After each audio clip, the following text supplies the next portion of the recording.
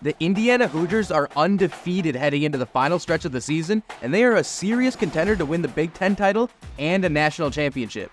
I'm trading Wolverines for Hoosiers. Well, you're getting the better end of that deal.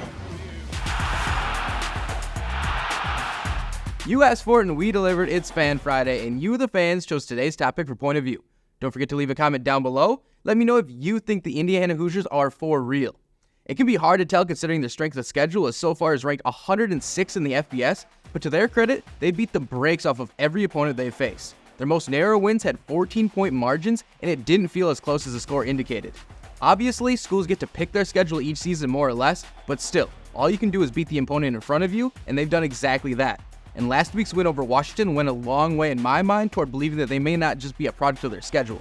They took care of the Huskies without their senior leader and starting quarterback Kurtis Rourke, who had to have surgery on his thumb after the game against Nebraska 2 weeks ago. And while that win says a lot about the pedigree of the team as a whole, they will absolutely need Rourke for a long postseason run. Lucky for them, it seems Rourke is on track to be ready for this final stretch of the season before the Big Ten title game and the college football playoff. Now maybe it's just me, but I really haven't heard enough about him nationally throughout the season. Sure, plenty have said that Indiana is a good story, but Rourke is a legitimately great QB who I think can make some real noise once they face better competition like they will against Ohio State on November 23rd.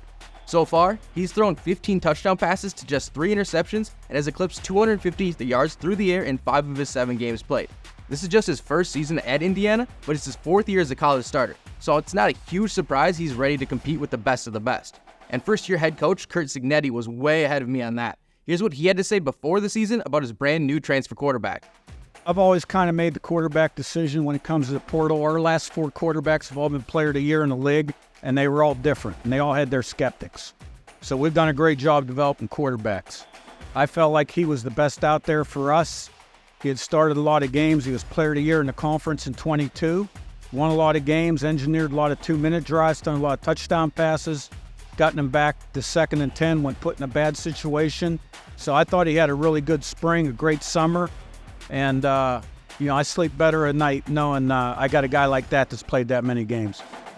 Coach is probably still snoozing like the best of them, knowing how everything has turned out for the program since then. Not only is the offense humming to the tune of 42.1 points per game, which ranks 3rd in the FBS, but the defense is allowing just 15.7 points per game, which ranks 8th. That brings me to the biggest reason I think the Hoosiers are for real. But before we get into that, here are the results of this week's poll question. Thanks to everyone who voted, and look out for another question next week. Okay, so the biggest reason isn't the offense or the defense, even though both have been balling. But it's the very man we just heard from, Curt Cignetti, who, by the way, should be the runaway favorite for the Bear Bryant Trophy. He has proven through the first 2 months of the season that what worked so well for him at his previous stop at JMU has translated perfectly to the Big Ten. The most important thing is that he makes sure his team does all the little things right.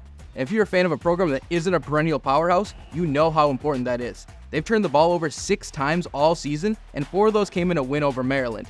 And in terms of penalties, they've been flagged 4 less times in 6 of their 8 contests. They don't shoot themselves in the foot and let the actual play on the field dictate the outcome. Here's Coach Cignetti discussing exactly that when asked how he maintains that level of focus and edge in practice. You get what you demand. We run a pretty structured, organized, disciplined program. And we've got a lot of character on this football team, and we've had some success, so they're listening pretty good. It's as fundamental as lining up right and protecting the football, And you want to be fast, physical, relentless, but smart, disciplined boys, too. And, always eliminating the pre-snap penalties and being smart.